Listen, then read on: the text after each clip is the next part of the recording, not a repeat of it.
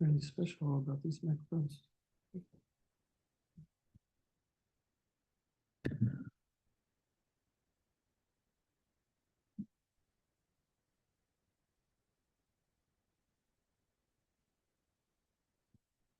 Good afternoon and welcome. I'd like to call to order the Osos Groundwater Basin Management Committee meeting for March 18th, 2026.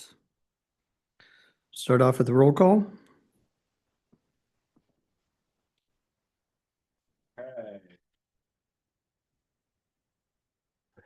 Director Cesena. Here. Director Gibson. Here. Director, and pardon me if I butchered, Macedon? Yeah. Director Here. Macedon. Great. Chair Zimmer. Here. All parties present. Okay. Yeah, I'd like to welcome Julie Macadam to join us today. She's sitting in for Beth, so glad she was able to take time out of her day and come and join us and participate in this meeting. So appreciate your Thank you. time and your effort. Glad to be. All right, item 3, pledge allegiance.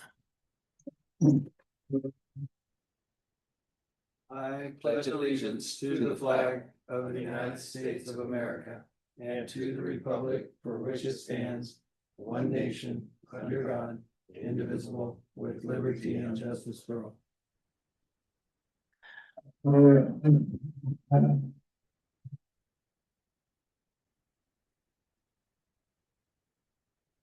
Okay, item 4, board member comments. Do we have any board member comments today? I guess I should comment on the fact that I went to the Planning Commission hearing last Thursday, representing myself only. I did identify my position on the CSD and this board, but spoke only for myself. It was a matter concerning the Bon Air investments. It's a 12-unit hotel proposed at the Van Buren complex there at South Bay Boulevard and LOVR. What I had never realized before is that project, the 2 buildings they want to build, were originally approved, I guess, as part of the original development way back in 99. I don't know if it was constructed then or approved then, but they've had that, reserved since then and wanted to activate it now. Since that area is zoned commercial, it isn't part of the growth management ordinance. It's not subject to that, but it is subject to Title 19, which is the water offset requirement. And my goal was to see if we couldn't get a condition of approval that would, in a sense, be a case study for Title 19, because I had known that all of the retrofits were going to occur at the existing buildings on site. And it seemed like a perfect way to look at water use before. You got the date of the retrofit, they're all going at once. Water use after, prior to occupancy, you've got a case study that would really tell us a lot, because I don't think there's ever been one done, I know, locally. Yeah. And I understand that, how difficult it is to tease out a couple of fixtures here, a couple of fixtures there. How many different buildings is that? So it just seemed like it was reasonable. But I don't think that staff and council could get past the fact that they already had a process in place, even though it ended with certifying the retrofits. Mm-hmm. It's kind of like your mitigation ends with planting the tree. No, it really doesn't. You've got to make sure the tree lives. So anyway, that was what I had asked for. But while I was there for that issue, I guess this is one of the things that's been bothering me. One of the reasons I wanted to make sure that we're taking the action later today to send that letter to the Coastal Commission, because in the project description, environmental determination portion of the project, not the description, no substantial changes have occurred with respect to the circumstances under which the project is undertaken, which will require major revision of the previously certified EIR, and no new information of substantial importance has been identified, which was not known at the time the previous EIR was certified. Now you're talking about the FEIR for the community plan. not for this project specific. They didn't do one for that. Didn't need to. You know, so I kind of take issue with a lot of that. It seems to me that the EIR, portions of it that deal with growth, not planning standards or any of that, could be challenged with the new information provided by the groundwater model. And certainly to say that no new information of substantial importance has been identified, which was not known at the time the EIR was certified, is not true. So, those are the things that irritate me, I guess.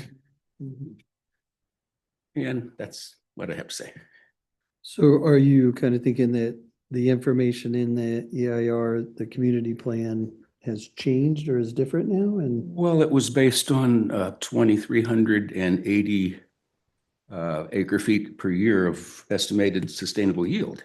Right. And so a 1% growth rate over 20 years was based on that. And it would be very complicated. Very expensive. I'm not recommending anyone run out there and try and do that. I'd like to find other ways to work our way forward. Yeah. But statements like this in that environmental determination seems to me that are ripe for challenge. Yeah. And then how did your retrofit discussion go? The end result was? I appreciate Commissioner Wyatt. I think she's probably Bruce's appointment on that body and has been there for years. It was a good discussion. I remember 20 years ago, Bruce, I think you took us up there to a hostel, kind of a visitor serving business that they have. And I still have the sink that I brought home because it emptied into the toilet tank at there. They're just that kind of mindset. So she got it. But I don't think that there was enough desire to take that mitigation to a next level. So they left it with just require the retrofits. Yeah.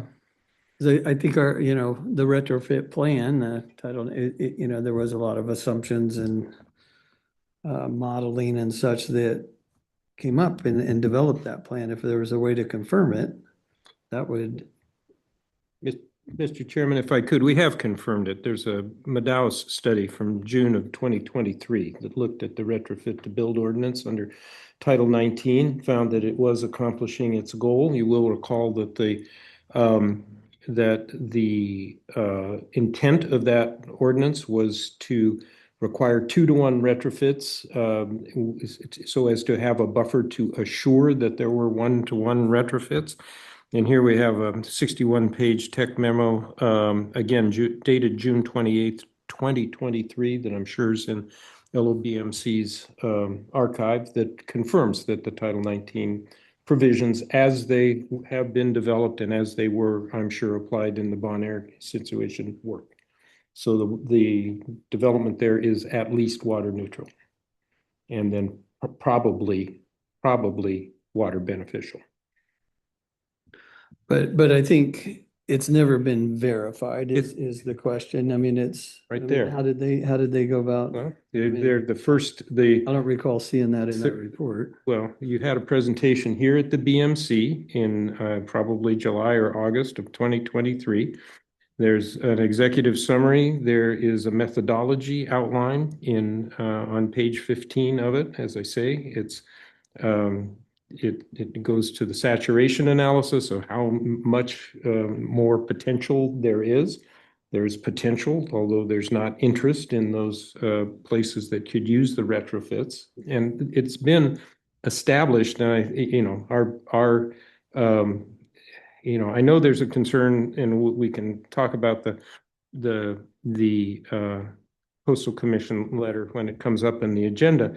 But the Coastal Commission has looked at this and has agreed with us that we have in Title 19 a program that works to assure water neutrality and then some. So new development, as it's required to be conditioned in Los Osos, benefits the water situation. Well, And I understand that. yeah, a hotel bringing in more people would therefore probably equal more It- water use. And that's all taken into account as to how much retrofitting I'm is I'm required familiar with of any facility. We know what their occupancy, project their occupancy rates and all the rest of it. So, I understand that there's concern about continued management of the basin, but we hear from the public that our retrofit to build ordinance doesn't work. That is contradicted by technical information that has been on the record for 2.5 years. Not saying that retrofits don't work. We know they do. Look at water use during the time the sewer was constructed. We Correct. retrofitted this town. Everybody did. Correct. Water use dropped tremendously. Correct. But there was never any correlation between, well, everybody did. And outside of that specific requirement, there's never been a follow-up. And Madaus can predict. Chuck, that isn't an analysis. There has been a follow-up. 2023, this technical memo Okay, I'll is go back and the visit that. follow-up. So I would urge you to review that. Section 15, that was methodology, did you say? It's a 61-page report. On page 15, the methodology Okay, is page 15. for annual residential water use and potential water use savings is considered. I mean, it's the whole thing's right there. And it was presented to the BMC. Yeah, we all supported the retrofit program. We engaged in the studies. My point is just that it's good to verify the work that you've done is actually working, and hopefully that verification proves Right there. that it worked. No, does. the verification proves that report's accurate and that the retrofits are working as intended, They are We've never done that as a right here. Okay, we'll look at the report. We'll Thank you. look at the report. All right. We'll open up our board member comments to public comment. If you have a public comment and you're in the boardroom, please come up to the podium. And if you are online, please raise your hand and we will take public comments in the boardroom first. Richard Margetson. Where in that report does it show any section that says these 100 homes started out with these number of fixtures, what their use was at the time before they were retrofitted, and what the water savings is? The Madaus report is a predictor. It also predicts that we could save, what is it? I don't have in front of me 200 acre feet with additional conservation. How's the retrofit program going right now for the builders? They can't get people to change out toilets from a 1.6 to a 1.28. We've heard for the last year, oh, well, we may have to readdress the program. Last meeting, oh, the county's looking at a possible offset or in lieu fee, and we could put that towards a project. It's easy to say something is in a report, but then to solve the issue of what we're actually experiencing is a whole nother thing. So where are we with the county plan? The secret plan that's coming. The in lieu fees, what project is going to be identified and how many hundreds of thousands of dollars are going to have to be accumulated to pay for a project that's going to benefit the basin? I'm sure our general manager here could tell you how much the projects that the CSD has done have cost. I'm sure Mark could tell you the projects that the Golden State has participated in for the benefit of the basin have cost. So we give away retrofit, or we don't allow retrofit. We don't require retrofits in the future, but we accumulate a lot of money. So if the program is working absolutely the way it's supposed to, 2 to 1, and even if it adds up at 1 to 1, why are we even having this discussion? If everybody's so certain that that's the case, why aren't we just building out the whole damn town? Because it'll be neutral. build out the whole town. According to Bruce, right now, we'll save all kinds of water. You guys need to get serious about this. I know you are. But that Medallis report has issues. The first retrofit, Title 19, that was introduced 20 years ago had serious issues. Just because it's in a report doesn't mean it's 100% accurate. We've learned that before.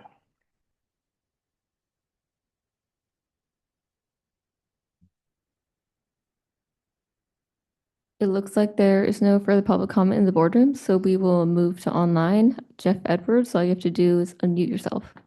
Thank you. Good afternoon. My name is Jeff Edwards. And as the representative of the Bon Air project, I wanted to make a few observations. And I know Mr. Van Beerden would support this.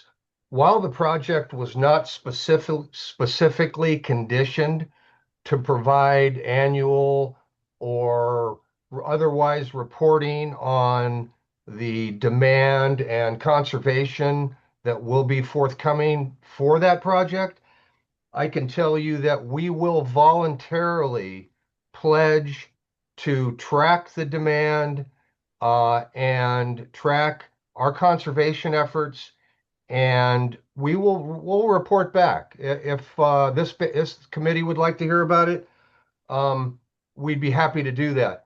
I would add that it will take some time. In Los Osos, things do take seemingly a little extra time.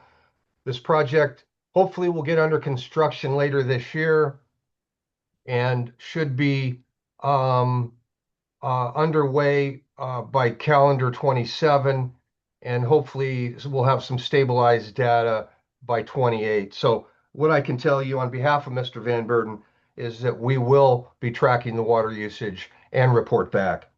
On the larger issue of Title 19, what I can say is since 2008 and its inception, the program's undergone numerous changes, and refinements are typically in order. The Medallis study projected about 110 acre-feet of savings remain. I think it's actually greater than that. People have struggled with the program lately. I think it's because of the necessity to really organize retrofit in terms of packages. So, for example, the optimal way to approach it is to go into a single-family home, put in a recirc pump, replace all their toilets and shower heads, maybe even change out their hot water heater, and then also a washing machine if they don't have a new Energy Star. So these packages are a little harder to organize, and no plumbers have taken this up as a challenge.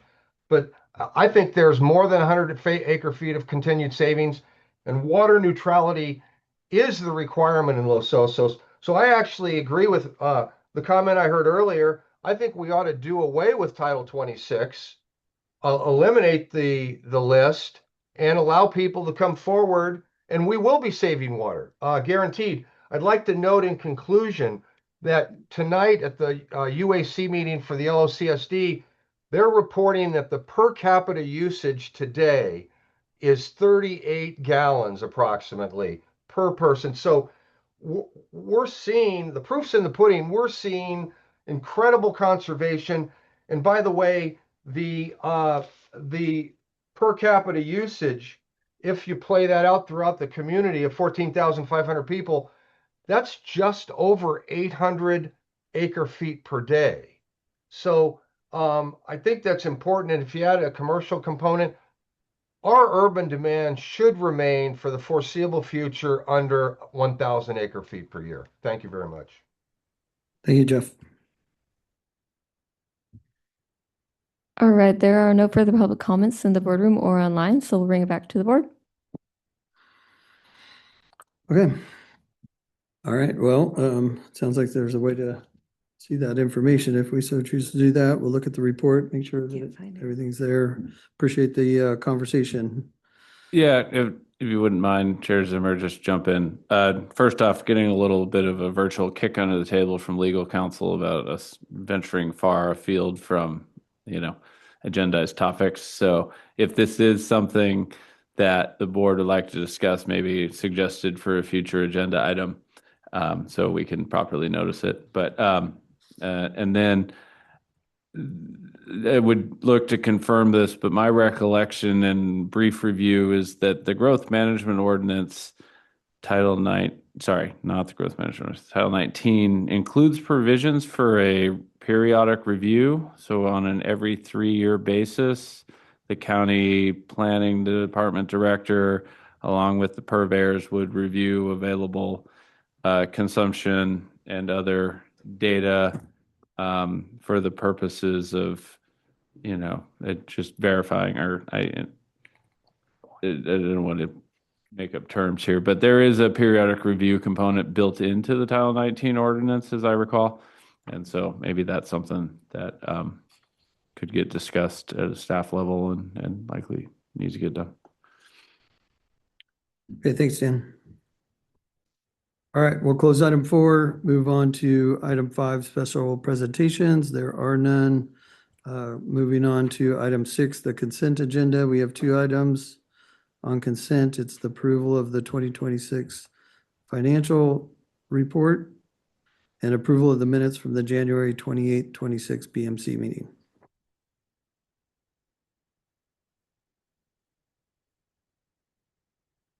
Yes, so we have our relatively standard consent agenda items. As you described with the minutes and the financials, there's just sort of one item to flag for the board's consideration and approval of consent. We had an additional invoice from GSI Water Solutions. If the board will recall, that's the hydrogeologist that was selected to provide peer review of the transient model.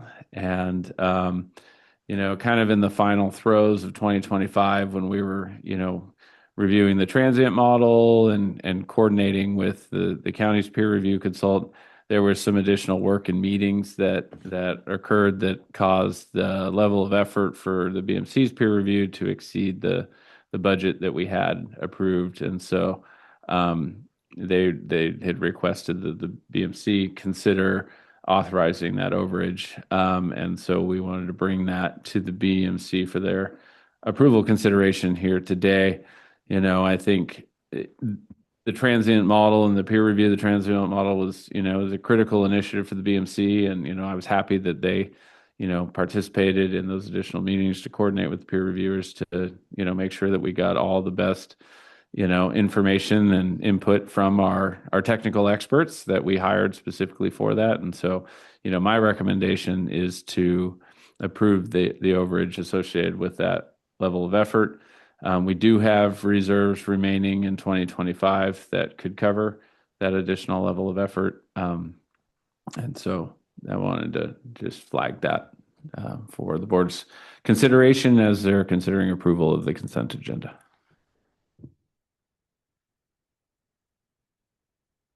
Okay, thank you, Dan.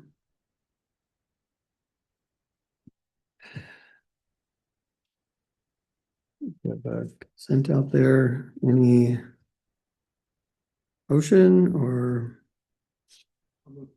Move approval of consent. take public comment? Get public comment. Public comment? Yeah. Okay, we'll go to public comment on consent. If you have a public comment and you're at the boardroom, please come up to the podium. And if you are online, please raise your hand. We will take any public comments in the boardroom first.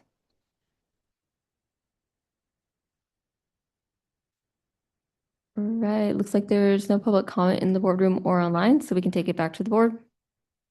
Now I'll move approval of consent. Do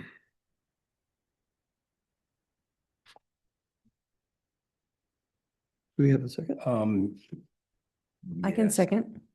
Yeah, I just had one comment. I guess I'm still annoyed at paying all these additional peer review costs, but we have bigger things to cooperate on in the future.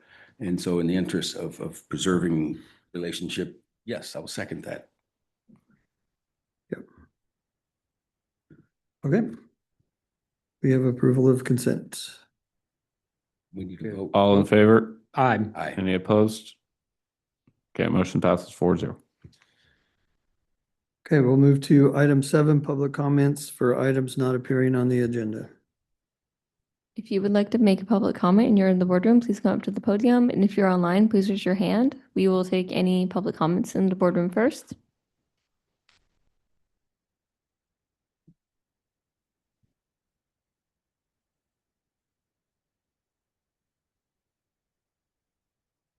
All right, there are no public comments in the boardroom, but there is one online. So Jeff Edwards, all you have to do is unmute yourself.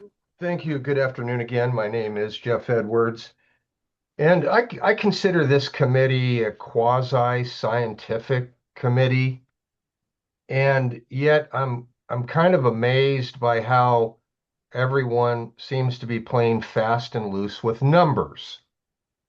And I'll give you a couple examples. The first example is this 1,830 acre foot number that's being used for purposes of demand and ultimately the basin yield metric. How in the world do you average in a continuously declining demand? So that number of 1830 is completely irrelevant. And why we would use it for any purpose is beyond me.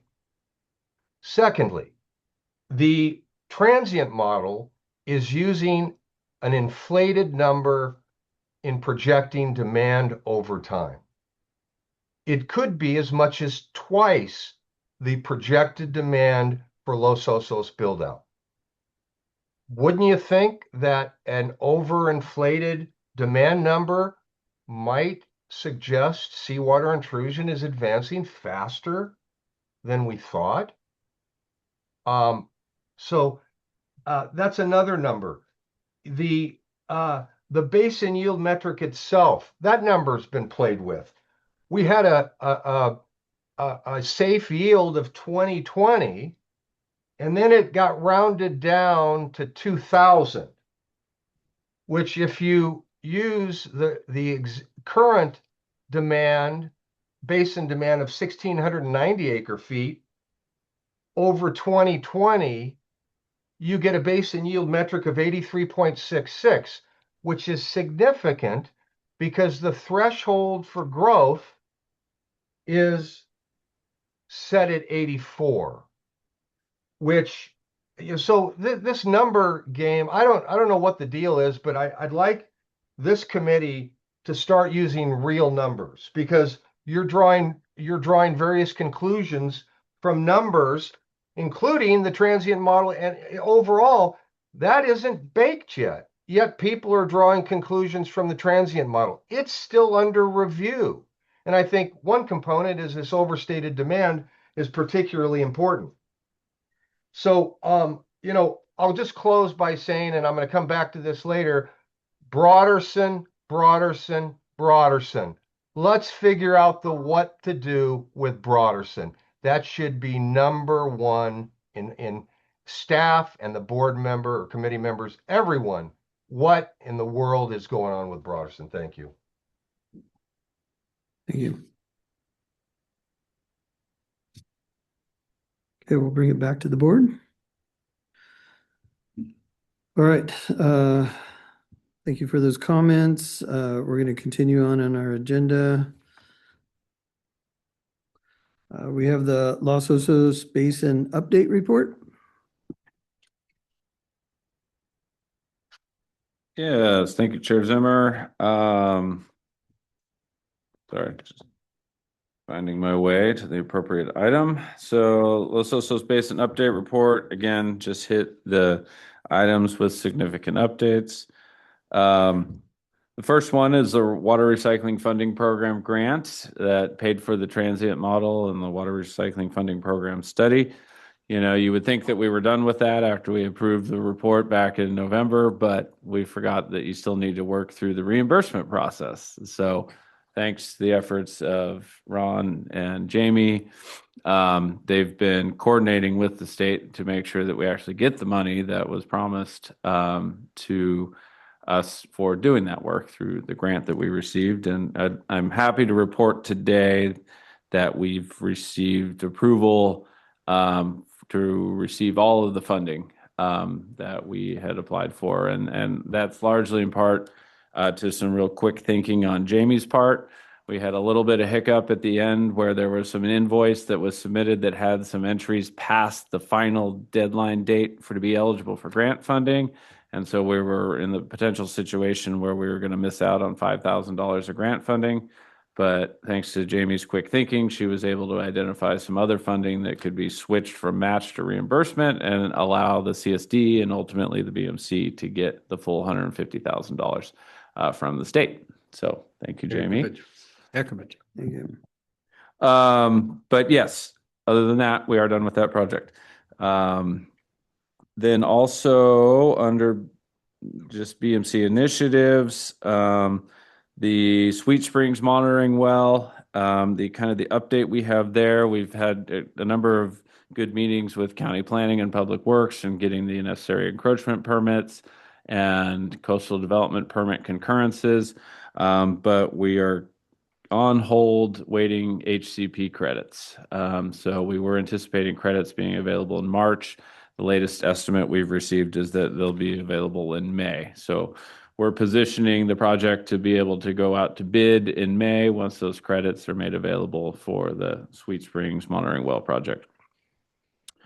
With respect to the purveyor pumping distribution optimization, this was a component of the latest adopted sustainable yield, which included 5 years of pumping at 1,830 acre feet, transitioning to an optimized pumping distribution that would allow for a sustainable yield of 2,000 acre feet per year. At a staff level, we have been meeting with the purveyors as well as Cleeth Harris geologists to better understand what is going to be required from an infrastructure perspective to switch the pumping distribution to match the optimized pumping distribution that includes the 2,000 acre feet per year sustainable yield. And as always, the devil's in the details. There are a number of operational challenges and water quality and other production limitations that need to be overcome to be able to shift the pumping distribution. And so it's an ongoing conversation that we're having at a staff level. And we had a good meeting with Cleeth Harris geologists, kind of understanding the hydrogeology reasons for why that pumping distribution would be preferable from a seawater intrusion prevention perspective. And then, under the growth rate, we have that largely as an additional item on this agenda. So I'll move past that one. We talked about the HCP credits. And so, that almost concludes. Just a reminder, I think just worth acknowledging that in January, the Los Osos CSD Bay Oaks well came online. And so that was a major milestone. That's completion of the second program C well in the Los Osos Basin Plan programs. And I can report that on my weekend walk the other day, I walked by and it appeared to be running. So I was excited to hear those that happening. So that concludes the Los Osos Basin update report. Okay, thank you. Any questions before we go to public comment? Yes, you mentioned meeting with purveyor staff level things to talk about, and with Cleeth Harris to talk about an understanding of the geology and the modeling and what we need to do to shift our pumping. Do we have a list of projects, things specific that we need to accomplish? Do we have that yet? Because isn't that the goal? We're headed toward a complete understanding of what each of us needs to do. Yeah, I don't think we don't have a published list of projects yet. That's something that it really, I guess I have to kind of need the purveyors to really provide, as they're the owners and operators of that infrastructure. But that's something I think we're working towards. The meeting with Cleeth Harris was really kind of the start, at least from my perspective, make sure we all have a sort of a consistent understanding of the hydrogeologic factors. And then, I think it's really, sort of the purveyors can then help inform the BMC.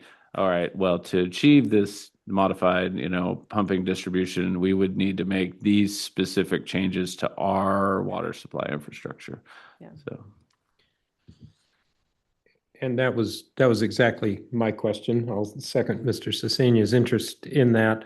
I don't know that it's all projects. I think there's a variety, let's call them steps, that need to be taken, whether it's hardware that needs to be installed or operational changes that need to be made, or potentially agreements among and between the different purveyors that need to be established. Let me just add my voice to asking that we get a list of what it will take to achieve this redistribution, and including some expectation of timeline and responsibility, just the whole project definition. I would hope that we could get that fairly soon, because I think that's something we definitely want to be tracking on an ongoing basis. Particularly the heavy lifts, new wells that are going to be needed, I guess that's always on my mind, considering how long it took us to get that Bay Oaks well. But, has it been established that in fact new wells need to be, my understanding was that Cleese Harris's recommendation was within existing infrastructure. They had a redistribution idea that there didn't need to be something as big as a new well, possibly an intertie. yeah, I think the logic was that potentially within the existing infrastructure, from a hydrogeologic perspective, it could be achieved and meet the demands of the individual. But, Cleeth doesn't have a comprehensive understanding of the water distribution system and their needs. So that's where the purveyors again come in. I think the 5 years was included as a provision in case a new well was required. The BMC staff and agency reps thought that was a reasonably, appropriate amount of time to allow that to happen, if that ultimately what was required to achieve the distribution or the redistribution. So just to comment on that, it also would potentially include like a treatment plant, other types of facilities besides a well. So That's true. example, we have a Major- blending Yeah. plan that Yeah. you can only pump one of the wells a certain amount and the other one has to operate at the same time. So don't really have the option of running one without the other. So there's things like that that we need to consider. And also, I think it would be helpful to have a contingency factor built into that. Like if we talked early on about mechanical failures and things that happen just in our normal operation of operating water systems and supply facilities, that they get taken out of service, and sometimes that can happen for a long duration. So we need to understand that and have that factor built in there. Any other questions before we go to public comment? Okay, let's move to public comment on item 8. If you have a public comment and you're in the boardroom, please come up to the podium. And if you are online, please raise your hand and we will take any public comments from the boardroom first.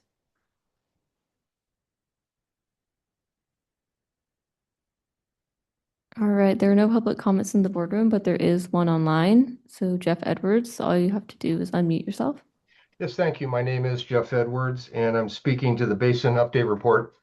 On a housekeeping note, with regard to the Sweet Springs monitoring well and its need for coverage under the HCP, the county's program is unfortunately going to take a little longer than reported. It may be into summer before certificates of inclusion are available. So my suggestion for this project, quite possibly, and other small projects, is to go straight to the U.S. Fish and Wildlife Service in Ventura. They have a program. They have coverage on. They have their own equivalent of the HCP. The cost is a little bit more per square foot, but I believe you can simply write them a check and be done with it. So that might be, again, something to consider for smaller projects, especially monitoring wells.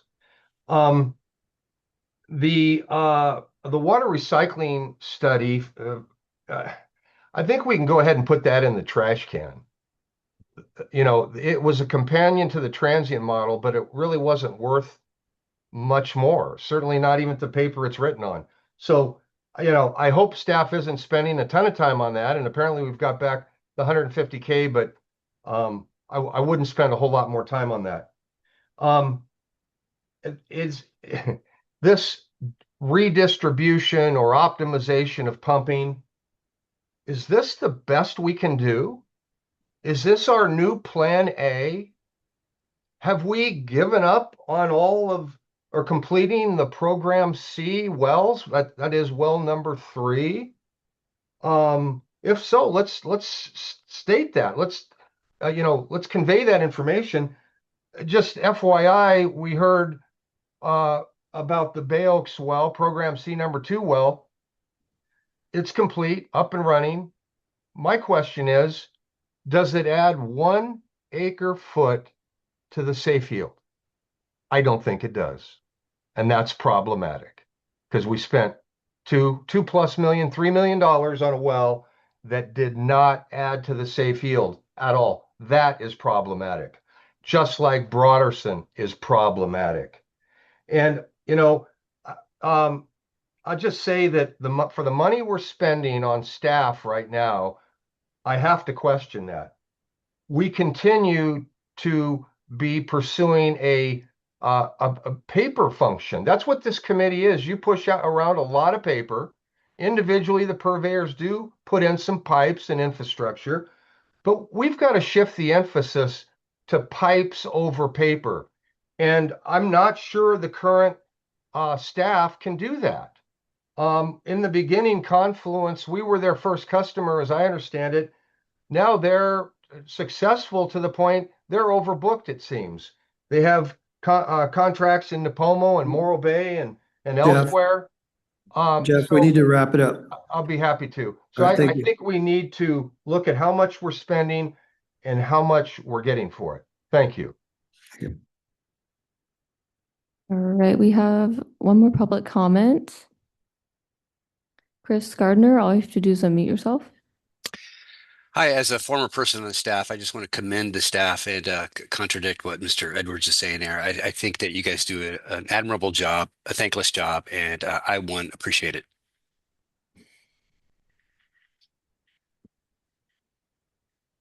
Okay, thank you. All right, there's no further public comment, so we can take it back to the board. Okay, I'll bring it back to the board. I do have one comment on the monitoring wells. We talked about it last. I made a comment last time of looking at other options. I know the month of May for this year, I believe, was also stated in our previous BMC during 2025. So we were saying that these credits would be ready in May of 2025, and here we are a year later, and that was kind of why I made the comments last time, to start looking at other avenues, and I think we should do that. See, at least explore what's out there. Monitoring wells are our data. That's our best source of decision making. Yeah, just maybe so I understand, like look at other options for credits as was suggested in past- public. Yeah, past to get that. past. Yeah, no, it's it's a good question. I'm not aware of this other federal U.S. Fish and Wildlife Program. In our conversations with county planning and their leads for the HCP program, this has not come up. We've even asked, hey, can we do like a project specific? And they've indicated that's not an option. But yeah, no, I expressed some concern, and I mean the reality is I think we got the Rose Foundation expressing a similar concern there. The funders or the providers of the grant funding. So yeah, I mean at a certain point, yeah, if we're not able to find a timeline that allows us to get this project done, I think this year, there's a chance we could lose that funding. So we can brainstorm at a staff level, maybe a plan B. I don't know if it's a monitoring well somewhere else, unless it's in. But it seemed like we just heard about maybe another avenue through Fish and Wildlife, which is who you need to coordinate with. Mr. Edwards mentioned another program perhaps that they had. Yeah, we can look into that. Yeah. Because I think individuals around here have gone through the torturous process of securing their own take permits. Not easy, but it's possible. Yeah, and that's my understanding of how these types of things have been approached historically. I guess my understanding was that with the HCHP adoption, that wasn't necessarily an option anymore, but yeah, it's not my area of expertise. Okay. So, Mr. Chairman, my understanding from talking to our planning department is that credits will be available in the not too distant future. I won't quote a number that they asked, but I think if Mr. Heimel were to contact Corey Hahn in the planning department, he could fill you in on when HCP credits. We have secured credits through the restoration along Petro Valley Road there, and they will be available for use soon. Good. That'll be good. And I would not wish the alternative process within U.S. Fish and Wildlife on anyone. So I'm sure I still have a draft letter from somewhere around 2005 that it was about ready. well, Yeah. I just on the HCP itself, I saved all the Gantt charts that staff brought to me over the years as to when this would be done. And I was a young man when it started. It's been torture. It's a torturous process. So the HCP is the way to go, and we'll be able to do that. Okay, thank you. Okay, we'll go ahead and close item 8, the Los Osos Basin Update Report. Move to our action item 9A, Los Osos Basin Management Committee cover letter to the County Growth Management Ordinance letter. Recommended sending that to the Coastal Commission. Yes, so in an effort to not go back 38 years and talk through the entire timeline of where we started with the first sewer moratorium to where we are today, I think maybe we'll just jump in at some of the recent actions that were occurred in 2025 and where we're headed. So let me just get the dates right. So on October 24th, the Los Osos Basin Management Committee considered approval of a letter to the County Groundwater Sustainability Director, including the BMC's recommendations for the growth rate for 2026, as is outlined in the current adopted growth management ordinance. That letter was submitted to the Groundwater Sustainability Director. That letter recommended a 0% growth rate and sort of a somewhat agnostic statement about the potential permits that had been issued in 2025. Then the County Groundwater Sustainability Director wrote his, I guess, letter or staff report to the Board of Supervisors for their consideration of the 2026 growth rate for the Los Osos URL, dated November 6th, that recommended a approval of a 0.4% growth rate, but to not roll over any permits that had been issued in 2025. And subsequently, that is the growth rate that the Board of Supervisors approved. And then at our January BMC meeting, there was a request from the BMC that we send the BMC's letter and potentially the Groundwater Sustainability Director's letter, which also includes the BMC's letter, to the Coastal Commission with a cover letter that just sort of is directed specifically to the Coastal Commission and sort of reiterates the BMC's position on this. And so what you have included in your packet is a whole bunch of letters, but one specifically is a cover letter for the BMC's growth recommendation letter, and then the letter from the Groundwater Sustainability Director and associated attachments, which also includes the BMC's letter. So we are bringing this to the board to review and consider approval of the draft cover letter and direction to submit this to the Coastal Commission. Okay, thank you, Dan. Any comments before we go to public comment or any questions for Dan? Could we put the letter up for people to see? I don't know. Do you have a copy of it? Yes, it might take a little bit. It's in the agenda packet. It's so in the they've agenda probably all packet, seen it. yeah. Okay, never mind. Okay, why don't we go to public comment? If you have a public comment and you're in the boardroom, please come up to the podium. And if you're online, please raise your hand. We will take any public comments in the boardroom first.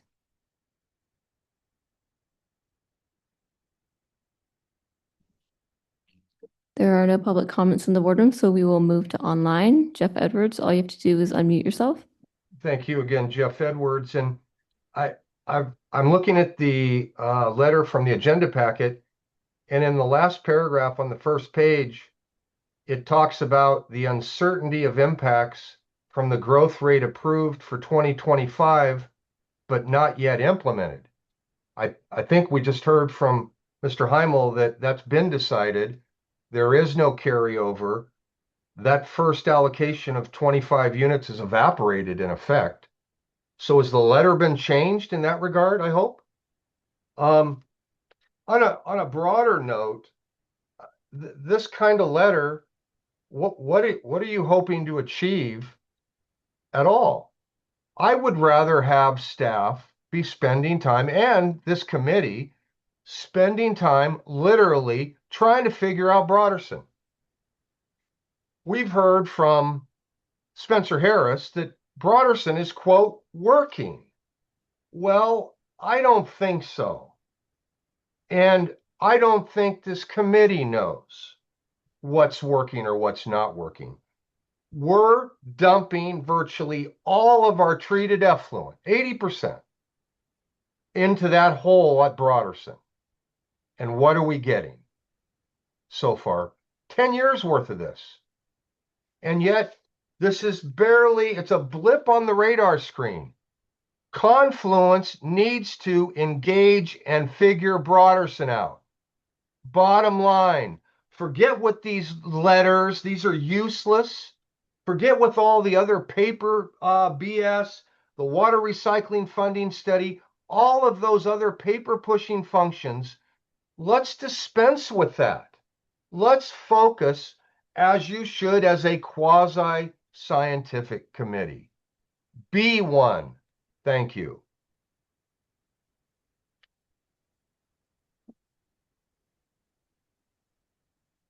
All right, there are no further public comments in the boardroom or online, so we'll take it back to the board. Okay, thank you. Bring it back to the board. Board member comments?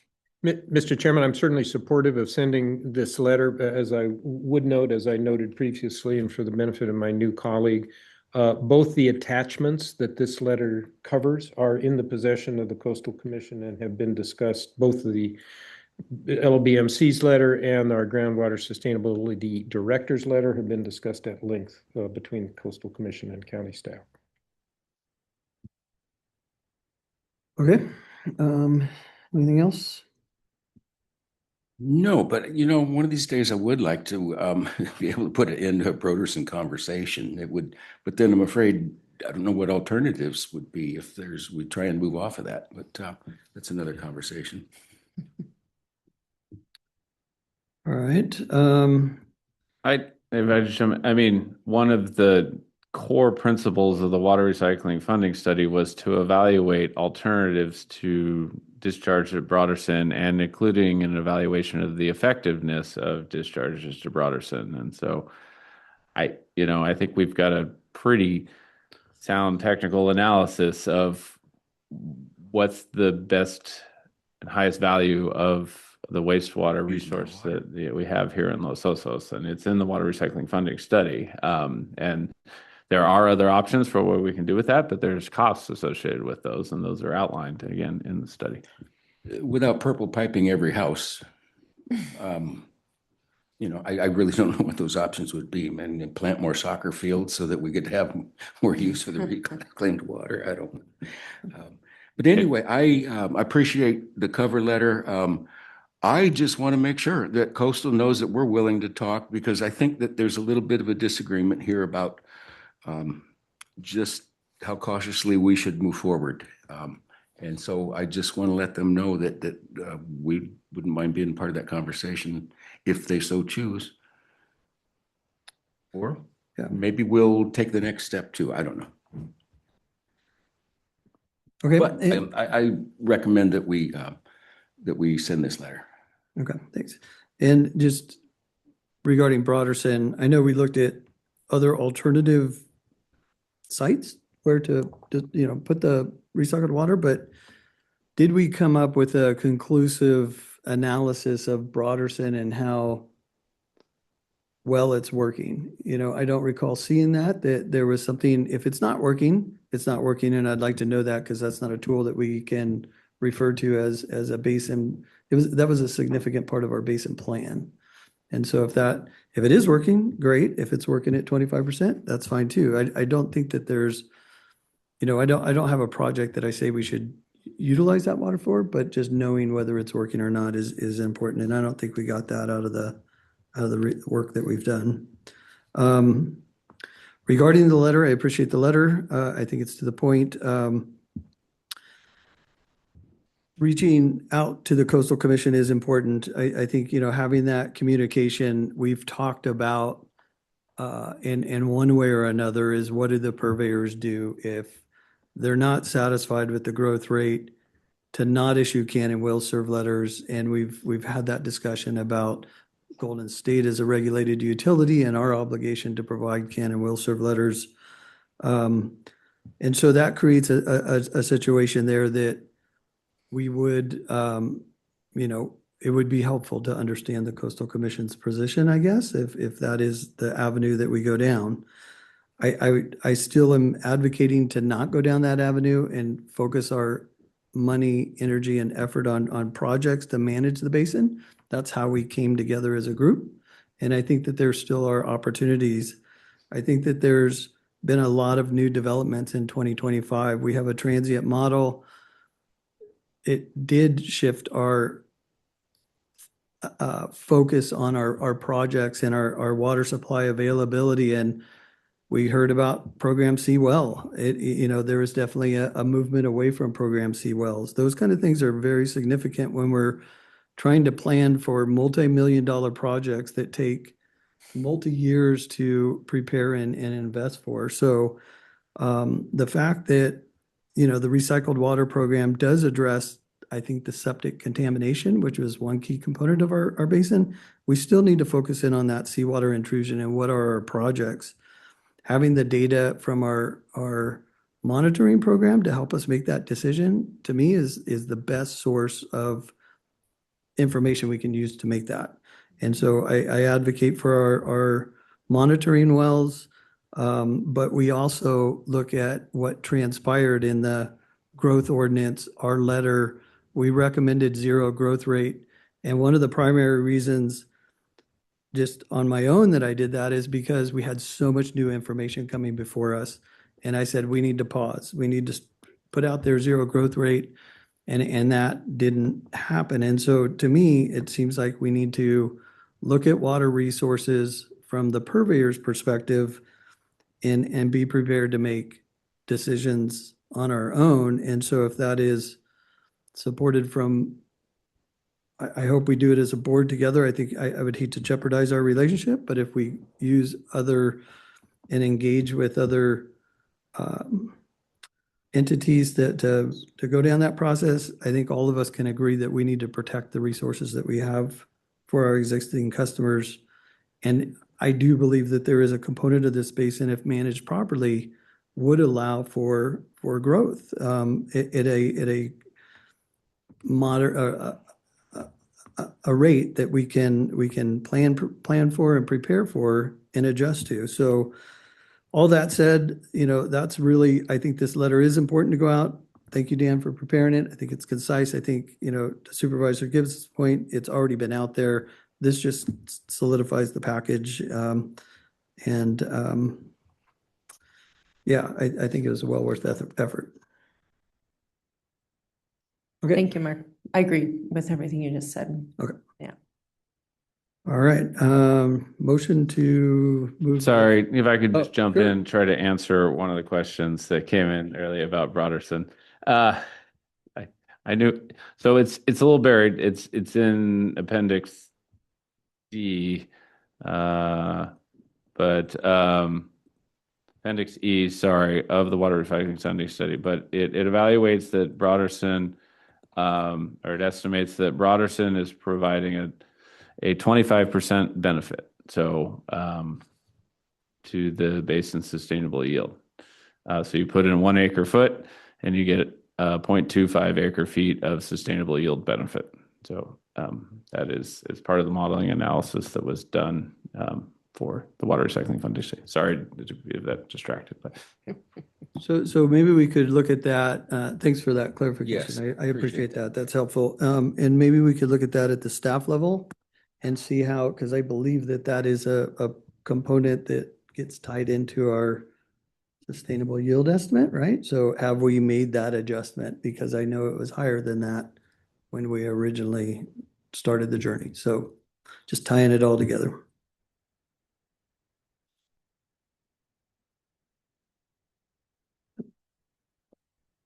Looking for a Oh, motion or a comment? did you make a motion? I thought I did. I thought you made a Did you motion. make a motion? I think you did. No. Oh. Second?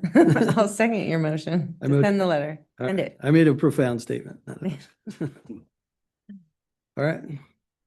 all in favor? Aye. Any opposed? No, motion passes 4-0. Okay. Sounds good. Thank you. Okay. Appreciate everybody's time today. Thanks for coming out and participating in the meeting. Our last item is adjournment. Thank you.